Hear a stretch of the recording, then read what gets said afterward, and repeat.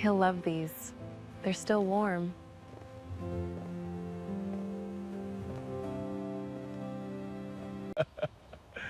Man, you've got somebody bringing you homemade muffins every week? You're living good. Good? Brother, I'm living better than good. How so? She's basically a free caregiver. Come on now. I'm serious. No payroll, no complaints, no nagging. And she's young enough to still do all the heavy lifting. I ain't dumb. I locked in early. What do you mean by that?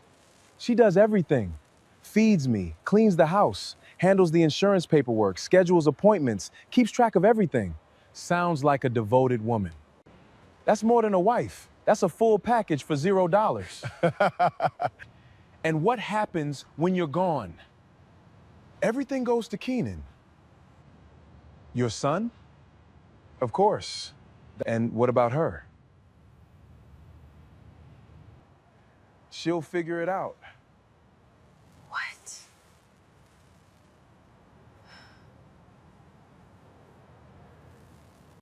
Look, she's useful. That's the truth. She likes taking care of people. Why stop her? You really think that way?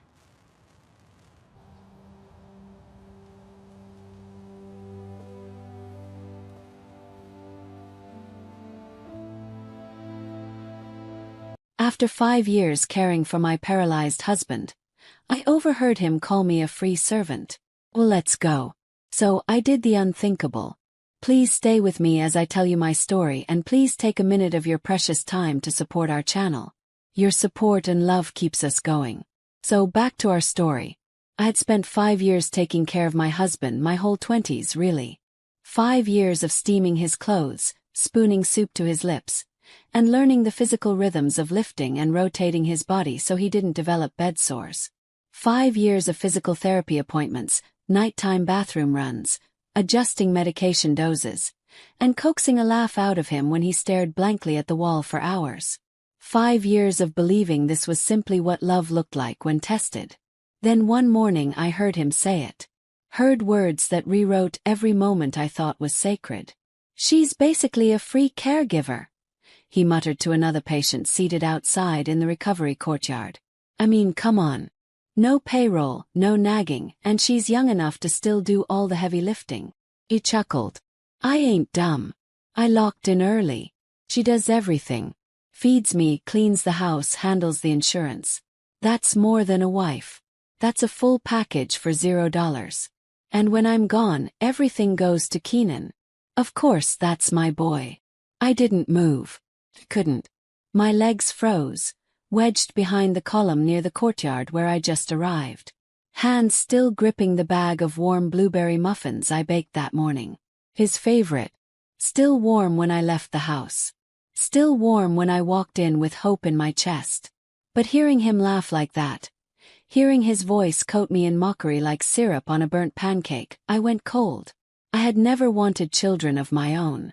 I wanted to be a good partner first. I thought that would be enough. And yet here I was, unpaid, unacknowledged, erased. I quietly stepped away unnoticed. Not because I wanted to eavesdrop, but because I knew if I walked into the sunlight at that moment, I would shatter in front of him. Back in his hospital room. He was already reclined under a fleece blanket. The nurse had wheeled him back while I was in the hallway trying to swallow the shame from what I'd heard. He looked up, eyes bright.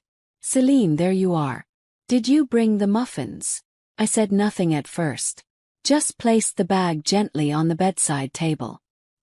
His hands were tucked neatly under the blanket. No apology, no glance of guilt. "You shouldn't wear yourself out, babe," he added. Told the guy downstairs my girl's the most reliable person I know. Reliable, useful, obedient. It was the second time he'd said it, and both times it wasn't about love. It was about labor. That night, I didn't return to the hospital. I let the nurses manage. He could wait.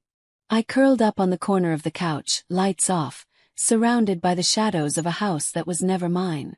The home technically belonged to him and his ex-wife before she passed. When we got married, I offered to look for something new, something fresh and ours, but Mason said no. Keenan grew up here, he insisted. Wouldn't feel right moving him out. Keenan was already 17 at the time.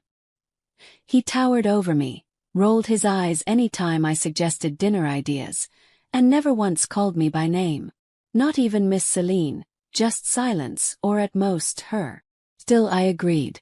I moved in with a few suitcases, a second-hand bookshelf, and a coffee table I refinished myself, and I told myself, love could bloom in borrowed space. I spent months scrubbing every corner. I repainted the upstairs bathroom, routed the tile behind the stove. I tried to make the kitchen feel like something of my own. Back then, I was still working part-time at the County Archive Center. I'd stop by the farmer's market after work to get fresh vegetables and Mason's favorite collards. I learned how to make his mother's cornbread by memory. I remember our first anniversary. Cooked for hours. Keenan walked in, took one sniff and said, "Smells like cafeteria food." Then walked right past me to the den. I laughed it off. At the time, I thought patience could win hearts. I believed kindness spoke louder than resentment. But slowly I started to disappear. I became a ghost in my own marriage. Even after Mason's accident, the one that left him paralyzed from the chest down, I stayed. The accident wasn't his fault. A car sideswiped him during a conference trip in Charlotte. He came home in a wheelchair and tears, and I told him, "We'll get through this." And we did. I helped him relearn everything. I converted the downstairs office into a makeshift bedroom. I installed handrails in the bathroom, helped him order a custom mobility van. When his mother died, I handled the funeral paperwork. When Keenan dropped out of college, I comforted Mason while he wept behind closed doors. And yet, despite it all, he still looked me in the face and called me a free caregiver. That next morning I made breakfast as usual. Grits, eggs, turkey sausage. Mason was discharged from the hospital later that day. The nurse wheeled him to the car and he gave this sigh. "Nothing like coming home," he said.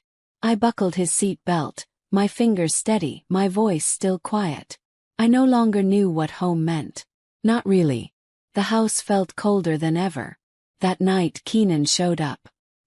He always appeared when things were convenient. He barely stepped through the door before heading to the fridge, fishing around like it belonged to him. "Dad good?" he asked with a shrug, not even looking at me. "He's resting," I replied evenly. "Still needs help getting up, so if you have time." "Nah," he cut in, cracking open a soda. "I got work later. Just came to grab a few things."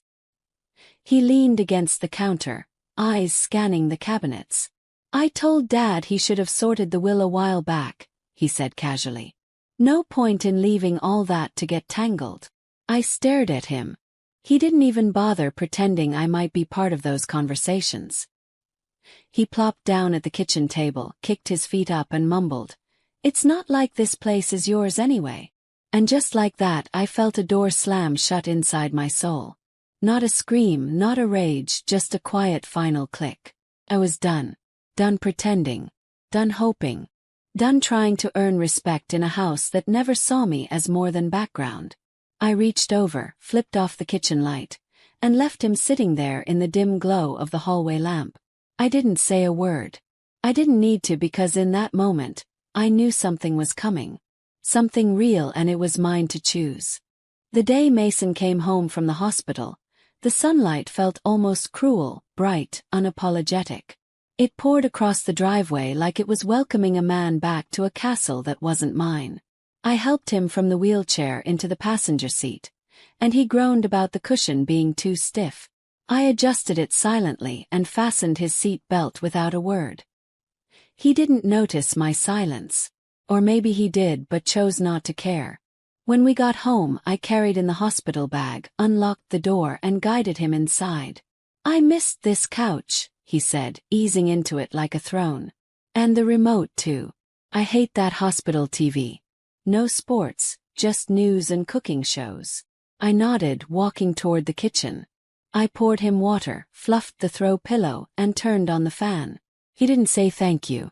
Later, as I unpacked his medications, I noticed the pill organizer was still in the same spot on the counter where I had left it 5 days earlier, but something inside me didn't move to refill it. I simply stared.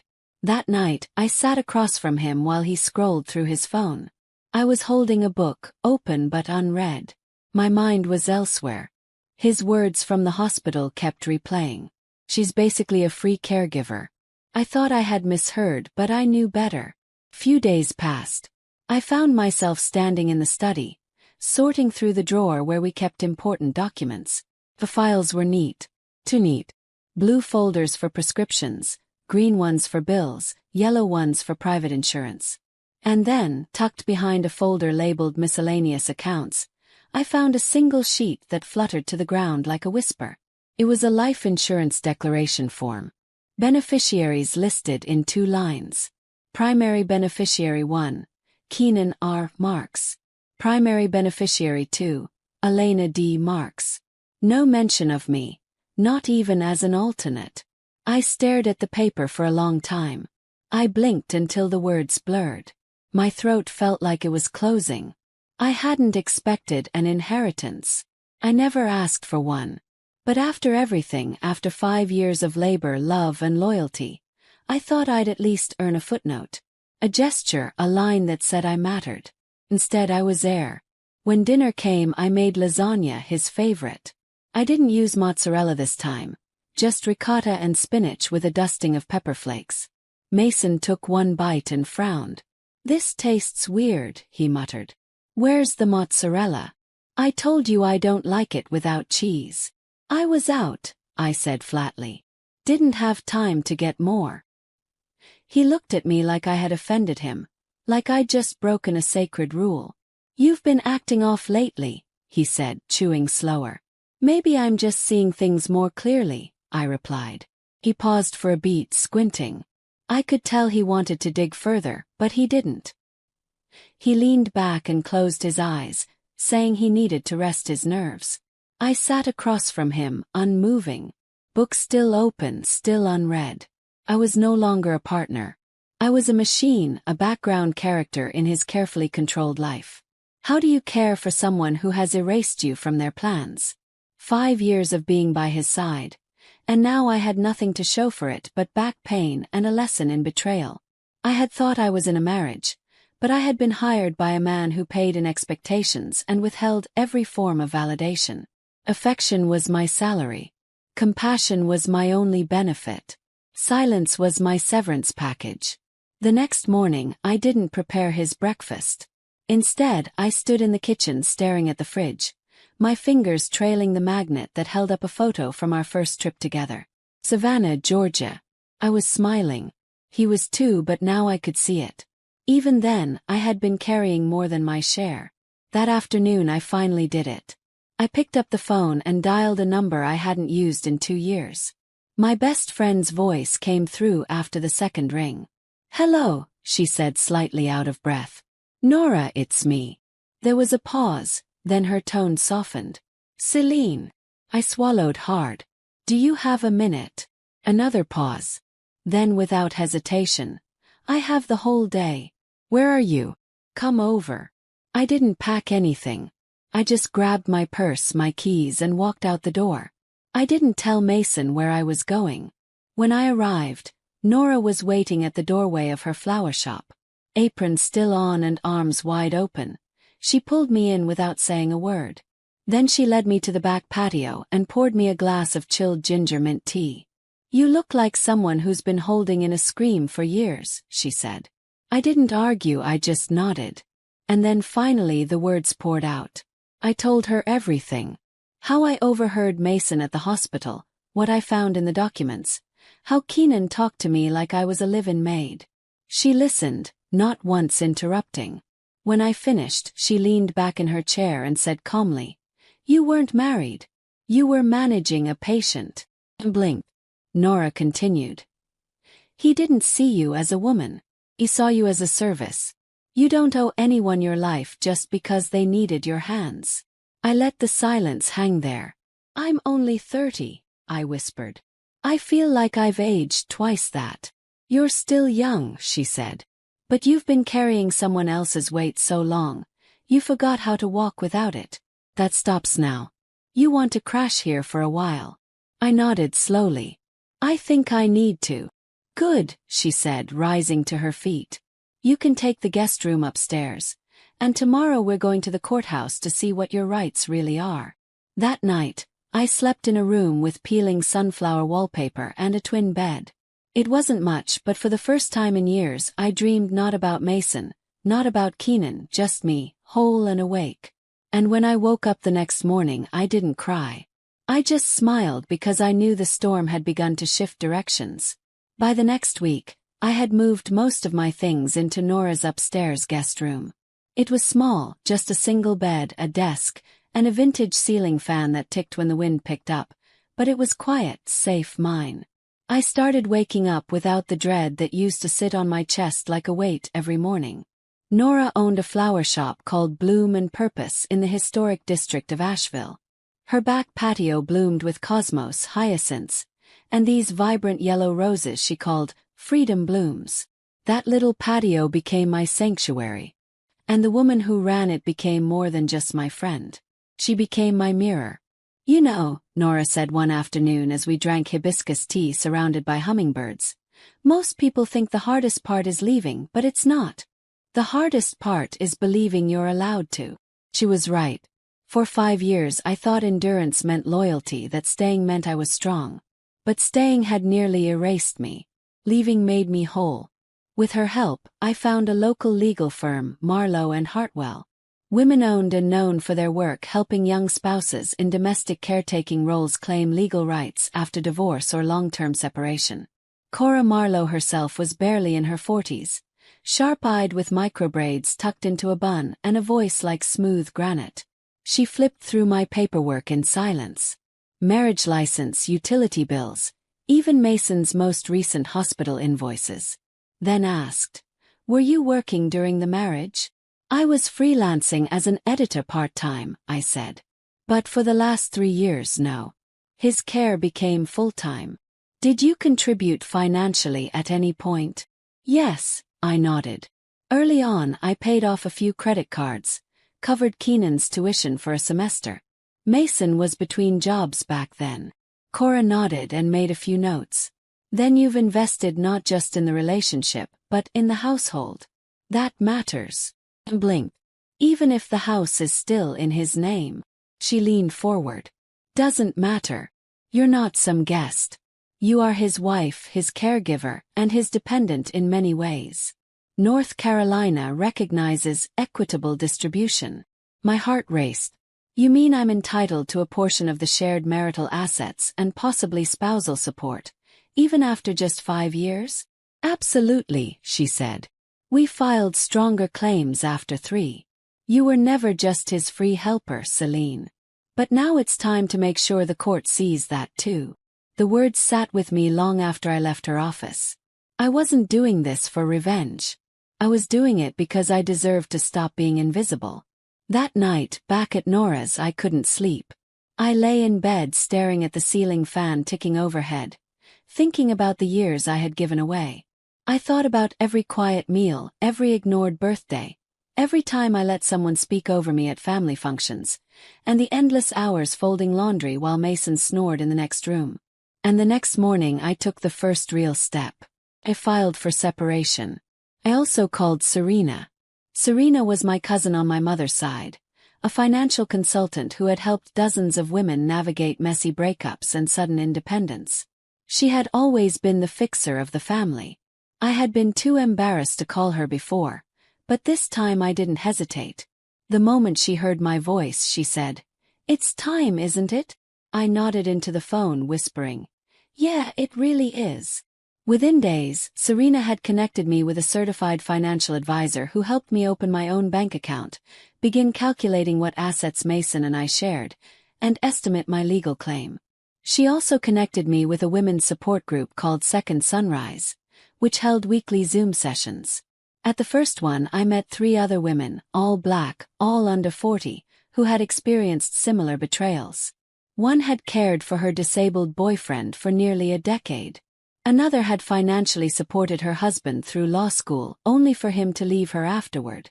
The third was battling a prenup she signed without understanding it. We laughed, we cried, and for the first time in a long time I didn't feel stupid for loving the wrong person. I felt strong for finally choosing myself. Back at Mason's house, things had shifted. He started texting me, first politely. "Hey, you good? Let me know if you're dropping by to pick up anything." Then more forcefully, "You can't just run off without talking things through. What are people going to say?" And finally Keenan chimed in. "You're overreacting. You're going to ruin your own life for what? Some hurt feelings." I didn't respond. I let silence do the talking. Then one evening, Nora came upstairs holding her phone with a puzzled look. "You may want to see this," she said, handing it to me. Keenan had posted something on social media. Rant. Some people want sympathy for choices they made. My dad's not a villain just because he didn't turn his whole life over to someone who knew what they were signing up for. You'll love drama. I stared at the screen for a few seconds before deleting the app altogether. This wasn't about public opinion. I didn't need anyone to validate my story. I had already begun reclaiming it. Back in court, Cora moved fast. She requested Mason's full financial disclosures, including insurance plans, retirement accounts, and even credit card records. And that's when something interesting happened. One of the documents revealed Mason had recently funneled $40,000 into Keenan's account without my knowledge. It had happened just 2 months before I left. The court flagged it immediately. "That's a red flag," Cora told me. "It's an attempt to divert marital assets. We'll challenge it." It was the first time I saw a legal power tip in my favor. The first time I felt like the scales were starting to balance. But the real reckoning came the day Mason's lawyer called Cora and proposed a settlement conversation without my presence. Cora shut it down. "She doesn't want secrecy," she said. "She wants justice. And she's earned it." I felt something rise inside me like light breaking through the fog of 5 long years. Not because I had won anything yet, but because I had finally stopped losing myself. The night before the court date, I couldn't sleep. I lay in bed at Nora's, eyes fixed on the soft flicker of moonlight crawling across the ceiling. It felt surreal how a woman who once tiptoed around her own kitchen was now walking into a courtroom with a legal team. I wasn't scared, just steady, clear. The next morning I dressed simply. Navy slacks, cream blouse, no makeup. I didn't want power from appearance. I wanted power from truth. Nora made me a small breakfast. Steel-cut oats, a spoon of almond butter, and mint tea. "You ready?" she asked. I nodded. I've never been more ready for anything. Serena picked me up in front of the flower shop. She was in a gray suit with sharp lapels. Her hair pulled back in a low bun, no nonsense. She gave me a once-over, smiled faintly, and said, "You look like a woman who knows her worth." At the courthouse, everything moved fast. Cora handled the pre-hearing filing while I sat quietly, hands folded in my lap. Mason showed up an hour later, wheeled in by Keenan. He looked smaller somehow, not physically but diminished. His skin had that saggy dullness stress brings. His eyes flicked toward me once, then away. The courtroom was cold. The judge was deliberate. Cora began calmly walking the court through 5 years of unpaid caregiving, financial contributions, emotional labor, and personal sacrifice. She submitted printouts of Mason's banking activity, statements from my doctor about stress-related migraines, and even the social media post Keenan made. When she revealed the $40,000 asset transfer into Keenan's account, unaccounted for, undocumented, and not disclosed in the prenup, it was like the air got thicker. The judge's pen paused mid-stroke. Mason's lawyer tried to argue that I had voluntarily chosen the caregiver role and shouldn't expect compensation for love. Cora raised an eyebrow and replied, "She didn't ask for compensation for love. She's asking for fair recognition of her labor. There's a difference." When it was my turn to speak, the judge asked only one question. "Do you believe this marriage was mutual in its care, support, and dignity?" I didn't blink. "No, Your Honor. I believe I was expected to give everything, And in return I was given nothing. That was all. The ruling came 2 days later. I was awarded 35% of our shared marital assets, including part of the retirement fund and an $850 monthly spousal support for 18 months. The court also reversed the $40,000 transfer to Keenan, citing an attempt to conceal joint assets. I didn't feel triumphant. There were no violins playing or tears of joy. Just a slow, clean exhale. Not revenge, just justice. I returned to Nora that night and sat on the back patio, watching the petals sway beneath the evening breeze. She handed me a glass of sparkling apple cider and grinned. "To new chapters," she said. We toasted under the stars. Mason didn't reach out after that, not even a message. But Keenan did. He showed up at the shop 3 days later, livid. He didn't even knock. Just walked in during closing hours and slammed his palm on the front counter. "You're real proud of yourself, huh?" he growled. "You got your little payout. Took food off my dad's table. You think that makes you powerful?" I stayed silent, folding wrapping paper neatly as he ranted. "You were just a stand-in, a helper. My mom, she was the real woman in his life. You were just convenient. You won't get another dime, you hear me?" Before I could open my mouth, Nora came from the back room and stood between us. "Say one more word and I'm calling the police," she said, her voice flat as concrete. Keenan looked at her, then me, then spat on the floor and stormed out. I didn't move.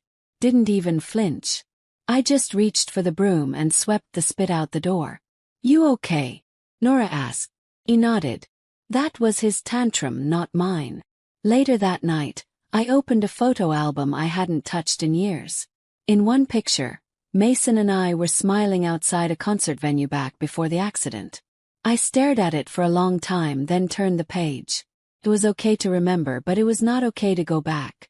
By now, I had started working remotely for a publishing company that contracted freelance editors. It wasn't much, but the invoices were in my name. The login password was mine. The tax forms were addressed to me and only me. And for the first time in years, I felt the pleasure of making something that didn't belong to anyone else. My name, my work, my choices. I also joined a writing group at the local library. Once a week, we met to read each other's essays, poems, and stories. The first piece I submitted was titled "What Care Costs When It's Not Reciprocated." They all applauded. A few women wiped away tears. One said, "This is the kind of piece that makes other women feel seen." I hadn't expected that, but I needed it more than I realized. Then one afternoon, while Nora and I were repotting some mini roses for a customer, a delivery man showed up with a letter marked urgent. It was from the hospital. Mason had been admitted 2 nights earlier after a hypertensive crisis and brief cardiac arrest. His emergency contact form listed no next of kin. There were blank fields where the legal guardian should be. I stood holding the letter, feeling nothing. No panic, no pity, no instinct to run to him. Instead, I called Cora and asked her to transfer all health decisions to Keenan. She responded a few hours later. "Done. They're now his legal responsibility." Apparently, Keenan wasn't happy about that. A nurse later told Nora that he hadn't shown up at the hospital, said he was too busy with work. No one else came either. And for a man like Mason, who once fed on being the center of everything, that silence was probably louder than any courtroom verdict. He had built a legacy of control. But now he was just another file in a hospital ward, forgotten, alone. Meanwhile, I was reborn. Summer rolled in slowly, and the days felt different now. Calmer, less urgent, like I could finally breathe without checking someone else's schedule first. Upstairs at Nora's shop, the light danced through the sheer curtains. Every morning I'd wake early, stretch, and make myself breakfast, something small but intentional. Some mornings it was oatmeal and blueberries. Other days, scrambled eggs and sourdough toast with honey butter. I cooked for myself now. Not to serve, just to be nourished. That little act repeated daily helped rewire something inside me. I started a personal blog and named it Unkept Vows. The first post was titled "From Being Needed to Being Seen." In it, I wrote about what it felt like to lose yourself in service, to love someone so deeply you forget your own shape, and what it means to wake up and choose yourself again. Not in bitterness, but in boldness. The post reached nearly 4,000 readers in its first week. Women from all over the country wrote back. Teachers, single moms, retired nurses, even a 26-year-old artist in Oakland who had just ended an emotionally manipulative engagement. One comment stuck with me. "You wrote what I didn't know I was allowed to feel. Thank you." Serena visited again, this time bringing a gift. A brass plaque etched with the words, "This space belongs to Celine." We hung it near the kitchenette upstairs, right above the little shelf where I kept my cookbooks and candles. Nora stood beside me, arms crossed, smiling with pride. "See," she said. "You didn't just leave a marriage, you reclaimed your name." On weekends, I helped her at the flower shop. Customers adored the floral arrangements I created. I had a knack for pairing colors that didn't seem like they'd go together, but somehow worked. Kind of like my life. Patchy, complicated, but beautiful in its own way. One morning, a customer noticed the flower name I scribbled on a bouquet label and laughed. "Gratitude Bloom," she read aloud. Shrugged. "It's a made-up name, but it fits." "What does it mean?" she asked. Smiled. "That you bloomed late but fully." Later that day I got a text. It was from Mason's hospital caseworker. "Your name has been removed from all emergency contact records.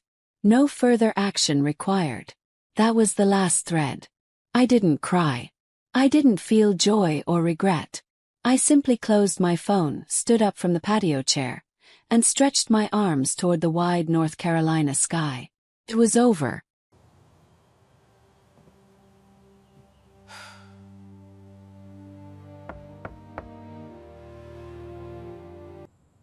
What are you doing here, Coraline? Dad, I need a place to stay for a little while. Just until I can find an apartment and get a job. Absolutely not. We warned you this would happen. You were so determined to uncover the truth, and now look at you. You ruined your own future. Mom, please. I'm your daughter. I just need your help for a few weeks. That's all I'm asking. No.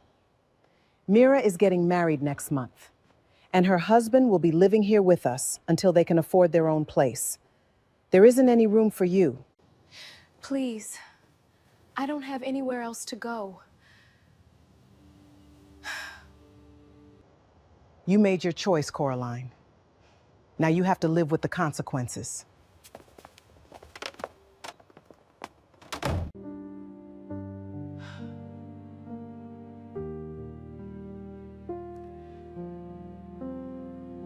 "3 years ago, my parents refused to let me in after my divorce. You made your choice. Now you have to live with it. They slammed the door in my face. Now they want to move in with me. I've treated them the way they deserve. Well, let's go. My name is Coraline, and I'm 30 years old. 5 years ago, I thought I had it all figured out when I married my husband. We had this whole life planned out, and I was so happy. But it turns out I was living a lie the entire time. The divorce finally went through last month, and it was absolutely brutal. It took almost 2 years to get through all the legal stuff, and I spent every penny I had on lawyers and court fees.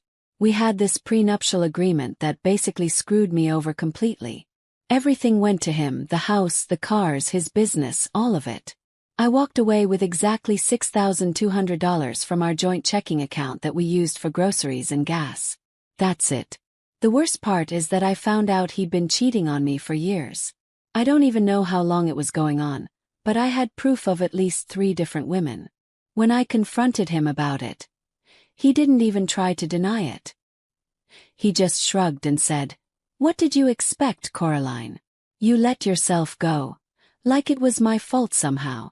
I thought my family would support me through this mess. I was so wrong about that too." When I told my parents I was filing for divorce, my mom literally said, "You can't do this, Coraline. You need to work it out and stop being dramatic. This kind of thing happens in every marriage. You just deal with it and move on." My dad wasn't any better. Coraline, you're throwing away your future over nothing. So what if he made some mistakes? He's a good provider. Even my younger sister Mira turned against me. Are you insane? She said when I told her. He pays for everything, doesn't he? You live in that beautiful house and drive a nice car. Most women would kill for what you have. I couldn't believe what I was hearing from my own family. But I went ahead with the divorce anyway because I couldn't keep living like that. I couldn't pretend everything was fine when my husband was out there humiliating me with other women. After everything was finalized, I was completely broke and had nowhere to go. I packed up my clothes and personal stuff and drove to my parents' house. I figured they'd let me stay there until I could get back on my feet, even if they didn't agree with my decision. I knocked on the door and my dad answered.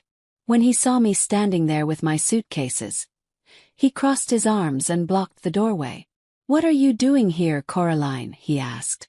"I need a place to stay for a little while until I can find an apartment and get a job," I said.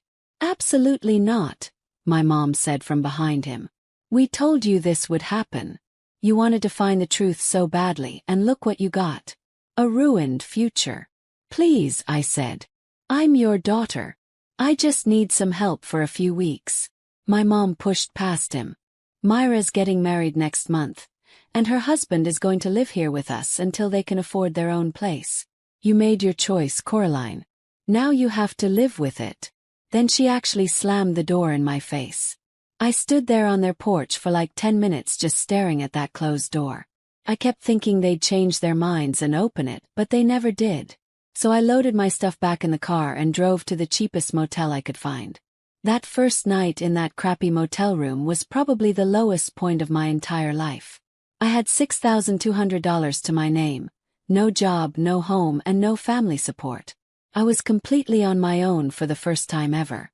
I'd gone straight from my parents' house to college to marriage, so I'd never actually had to take care of myself before. I spent the next few days driving around looking at apartments I couldn't afford and filling out job applications. Everything was so expensive, and most places wanted first month, last month, and a security deposit up front.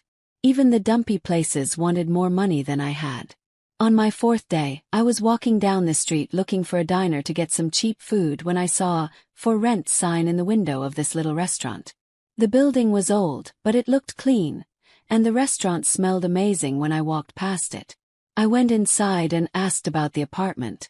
This older woman came out from the kitchen wiping her hands on her apron. She had gray hair pulled back in a bun and these kind eyes that reminded me of my grandmother. She told me the price, and it was still more than I could afford long-term, but I was desperate. "I can only pay for 3 months up front," I told her honestly. "I just got divorced, and I don't have a job yet." Instead of saying no right away, she looked at me for a long minute. "What kind of work did you do before?" "I went to college for financial management, but I never worked in that field. For the last 5 years, I was a personal assistant and secretary at my ex-husband's company." "Can you handle customers and manage schedules and inventory?" she asked. "Yes, ma'am. I can do all of that." "Well," she said thoughtfully, "I've been looking for someone to help me run this place. The pay isn't much, but you'd get free meals, and I'd give you 30% off your rent. You interested?" I almost started crying right there. "Yes, absolutely. When can I start?" "Tomorrow morning if you want. I'm Ruth, by the way." "I'm Coraline, and thank you so much, Ruth. You have no idea how much this means to me." That night, I moved into the little apartment above Ruth's restaurant. It wasn't fancy, but it was clean and safe, and it was mine. For the first time in weeks, I felt like maybe things might work out after all. I started working at Ruth's restaurant the next morning at 6 a.m. She showed me around the whole place and explained how everything worked.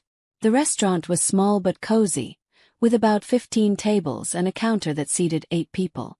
Ruth had been running it for 23 years, and most of her customers were regulars who came in almost every day.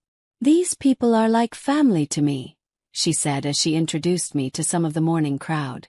"Mr. Parker comes in every day at 7 for his coffee and scrambled eggs. Mrs. Lynn always orders the same turkey sandwich for lunch.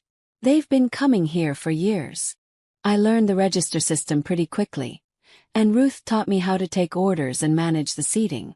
The work wasn't hard, but it kept me busy, which was exactly what I needed. I didn't want time to think about my divorce or my family situation. After about 2 weeks, I started noticing some things about the business. Ruth was always stressed about money, and I could see why. The place was barely breaking even. She had loyal customers, but there just weren't enough of them to make real money. One afternoon, when it was quiet, I was looking through the receipts and doing some quick math in my head. Ruth came over and saw me with all the papers spread out. "What are you doing, Coraline?" "Just trying to understand the finances a little better," I said. "Ruth, can I ask you something? Are you making any profit at all here?" She sighed and sat down next to me. "Some months yes, some months no. Mostly I just cover my costs and pay the bills. I've been doing this for so long I don't really know any other way." I spent that night going through all the numbers more carefully. My college degree was in financial management, and even though I'd never used it professionally, I still remembered everything I'd learned. The restaurant had potential, but Ruth was missing some obvious opportunities. The next day, I asked if I could talk to her about some ideas. "Ruth, what if we made some small changes that could bring in more customers without spending much money?" She looked skeptical. "Coraline, I've been doing this for over 20 years. My customers like things the way they are. They don't want changes. But what if we could keep everything they love and just add some new things that would attract different people too?" "Like what?" I pulled out the notes I'd made. "First, we could add a couple new dishes to the menu. Nothing crazy, just some options that might appeal to younger customers. Second, we could start doing food delivery. And third, we could get a website so people can find us online." Ruth shook her head. "Coraline, those changes sound expensive and complicated, and my regulars won't like it." "The changes would actually be pretty cheap," I said.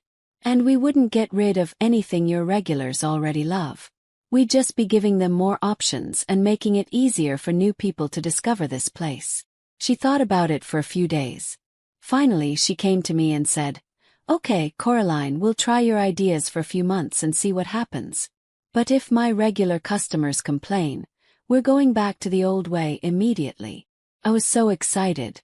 This was my chance to actually use my education and maybe help both of us improve our situations. The first thing we did was add 2 new dishes to the menu. I suggested some Italian recipes I'd learned when my ex-husband and I went to Italy on our honeymoon. There was this amazing pasta dish with sun-dried tomatoes and a chicken recipe with herbs that I knew I could teach Ruth's cook to make. The new dishes were a hit right away. Even some of Ruth's regular customers tried them and liked them. Next, we set up the delivery service. Ruth's nephew, Noel, was 22 and looking for part-time work, so we hired him to do deliveries. We started simple. Just lunch and dinner orders within a 5-mile radius. Noel started getting orders almost immediately. Within 2 weeks, he was doing 10 to 15 deliveries a day. The website was trickier. I didn't know how to build one, and Ruth definitely didn't want to spend money on a professional web designer. But then I remembered that Mr. Parker, one of our regulars, worked for a computer company. I asked him about it one day when he came in for coffee. "Mr. Parker, do you know anything about building websites?" "Sure. I do that kind of thing all the time." "Why?" "Ruth and I want to get a website for the restaurant, but we don't have much money to spend on it." He smiled. "Tell you what, Coraline. Ruth's been serving me breakfast every morning for 8 years. I'll build you a basic website for the cost of materials. Just buy me lunch a couple times a week for the next few months." 3 months later, we had a simple but professional-looking website with our menu, hours, contact information, and photos of the restaurant. Mr. Parker even set it up so people could place delivery orders online. The changes were working better than I'd hoped.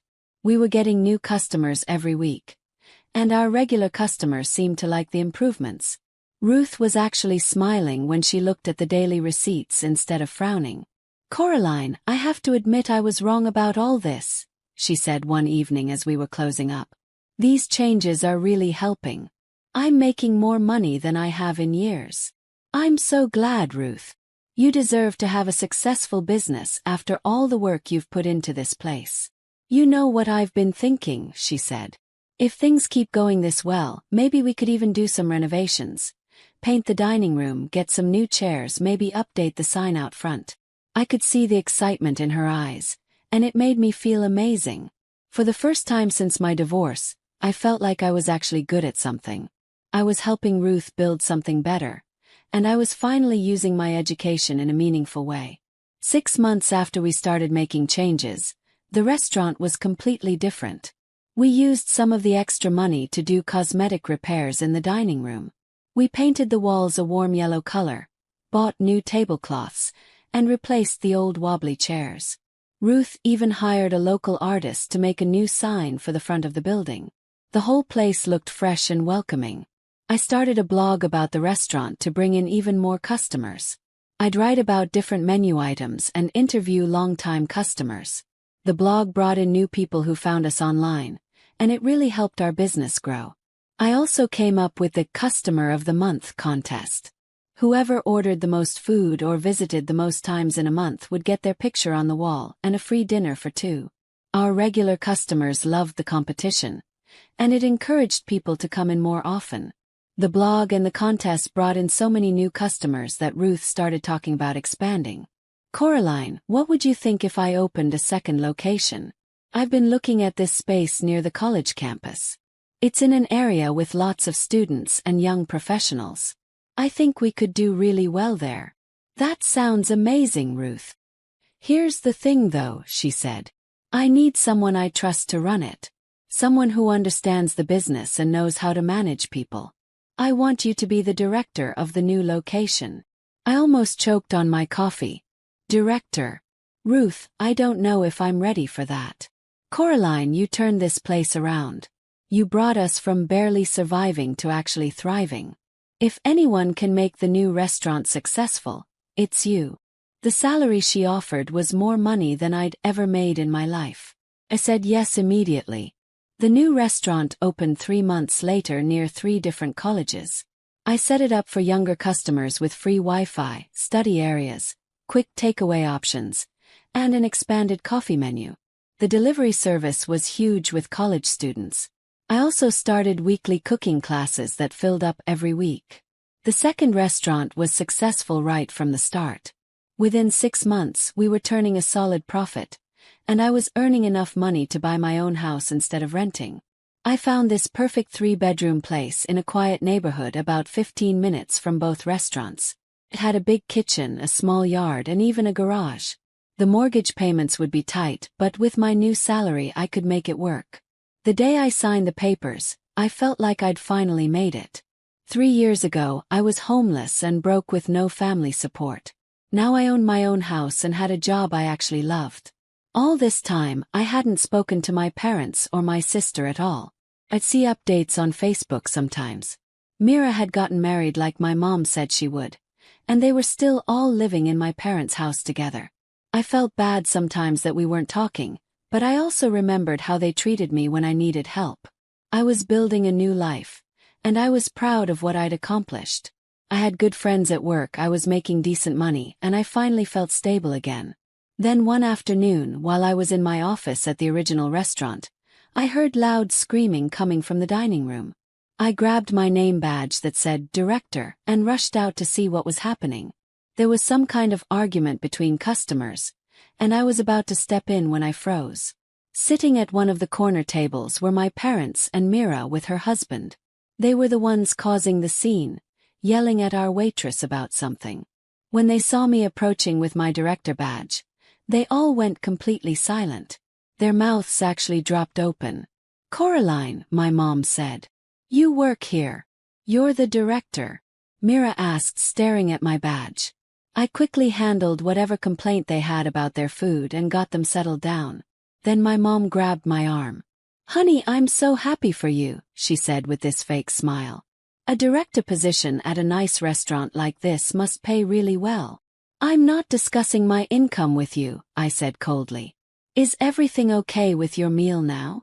Coraline, we should talk, my dad started to say. I'm working, I said. Enjoy your lunch. I walked back to my office without looking back. My hands were shaking, and I couldn't concentrate on anything for the rest of the day. After 3 years of no contact, they just showed up out of nowhere. 3 days later, I was at home making dinner when I heard a knock at my front door. I wasn't expecting anyone, so I was surprised when I opened it and saw my parents, Mira, and her husband standing on my porch. "How did you find out where I live?" asked. "It's not hard to find people these days, Coraline," my mom said as they pushed past me into my house without being invited. They immediately started looking around at everything, examining my furniture and decorations like they were shopping. "We need to talk," my dad said. "We have a serious situation." They all sat down on my couch without being invited. Myra's husband looked uncomfortable but didn't say anything. "We're having major housing problems," my mom started. "Mira and her husband still can't afford to move out because their jobs don't pay enough. We're all crammed into our old house, and it's not working anymore." "That's not my problem," I said. "But we figured out a solution," my dad said. "Your mom and I will move in here with you. Mira and her husband can stay in our old house. It's perfect." I actually laughed out loud. "Get out. Coraline, be reasonable," my mom said. "We're family.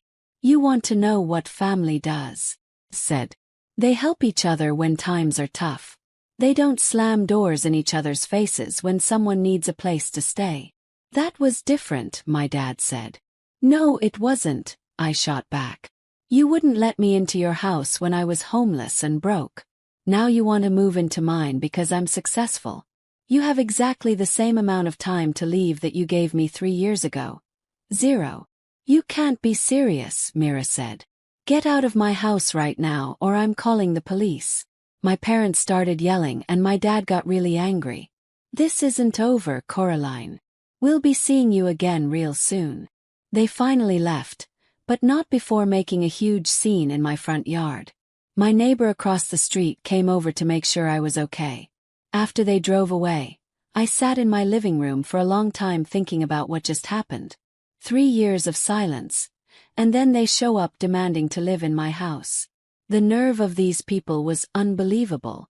2 months went by, and I thought my family had finally gotten the message. I didn't hear from any of them, and I assumed they'd figured out some other solution to their housing problems. I was focused on work and enjoying my life in my new home. Then one Tuesday afternoon while I was at the restaurant, my neighbor across the street, Mrs. Vega, called me. We'd talked a few times since I moved in. "Coraline, I think you need to come home right away," she said. "Some older people just picked your lock and went inside. They didn't take anything out, but they brought a bunch of boxes in. I recorded the whole thing on my phone because I thought they were robbers." My heart sank. I knew exactly who it was. "Mrs. Vega, can you describe them to me?" An older man and woman, probably in their 60s. The man was carrying tools. "That's my father," I said quietly. "He used to be a locksmith." I told Ruth I had an emergency and drove home as fast as I could. When I walked into my house, I couldn't believe what I saw. My living room was completely filled with boxes and furniture that wasn't mine. My parents were in the kitchen eating food from my refrigerator like nothing had happened. "What the hell is all this?" said. My mom looked up from her sandwich. "Oh good, you're home. We were just getting settled in. We told you this conversation wasn't over," my dad said calmly. "We knew you'd be upset at first, but then you'd calm down and realize this makes sense for everyone. Are you both completely insane? I told you to stay away from my house." "Coraline, we'll help with the housework," my mom said. "I'll cook and clean, and your father will take care of your yard. We'll only use 1 bedroom, and we won't interfere with your life. And Mira and her husband will only visit on weekends," my dad added. "You'll barely notice we're here." I was so angry I could barely speak. "I don't need any of this. You have exactly 30 minutes to get all your stuff out of my house, or I'm calling the police." They both laughed like I was joking. "Coraline, you're not really going to call the police on your own parents," my mom said. I pulled out my phone and dialed 911 right in front of them. "Yes, I need to report a break-in." 2 people entered my house illegally and are refusing to leave. Okay, we'll leave, my dad said quickly. But this is ridiculous, Coraline. We're your family. You stopped being my family 3 years ago when you slammed the door in my face. They jumped out into the street and started making a huge scene. My dad began swearing at me using words I can't even repeat here. My mom started screaming and yelling at the top of her lungs. Look at this, everyone! My mom shouted so the whole neighborhood could hear. My own daughter is throwing her parents out on the street. We raised her, and this is how she repays us. You're an ungrateful little brat, Coraline, my dad yelled. After everything we did for you. Other neighbors started coming out of their houses to see what all the commotion was about. I was so embarrassed, but I wasn't going to back down. Then Mrs. Vega came over from across the street. I have the whole thing recorded on my phone, she told my parents loudly. I saw you pick the lock and break into her house illegally. If you don't leave right now, I'm sending this video to the police. My dad's face got really red, but he stopped swearing. My mom finally stopped screaming when she realized people were staring at them. They got back in their truck and drove away without saying another word. I thanked Mrs. Vega for having my back. She was more of a family to me than my actual relatives. Couple hours later, my phone started ringing.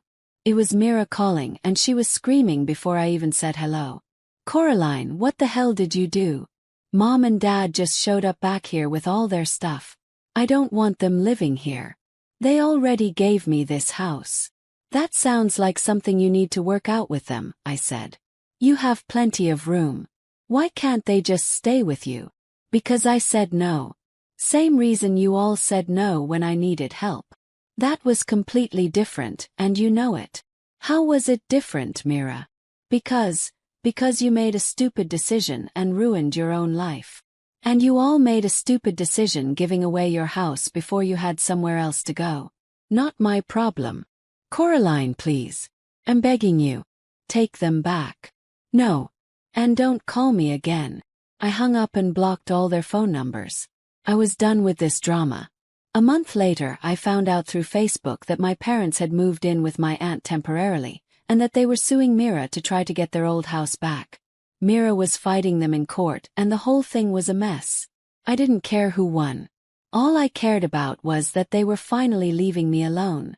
Ruth and I kept expanding the business, and my salary kept going up. I was making more money than I'd ever dreamed of, and I loved my job. I had good friends at work, and Mrs. Vega had become like a mother to me. My relationship with Ruth was better than ever, and she was talking about maybe opening a 3rd location next year. She said she couldn't imagine running any of it without me. You saved my business, Coraline, she told me one day. But more than that, you became like a daughter to me. That meant more to me than anything my real family had ever said. I'd built a life I was proud of, with people who actually cared about me. 3 years ago, I thought my life was over when my husband cheated and my family abandoned me. But losing all of that forced me to find out who I really was and what I was capable of. I was stronger than I'd ever imagined. Now I had my own home, a career I loved, and real friends who supported me. I didn't need my biological family's approval or help. I created my own family, with people who truly deserved to be in my life.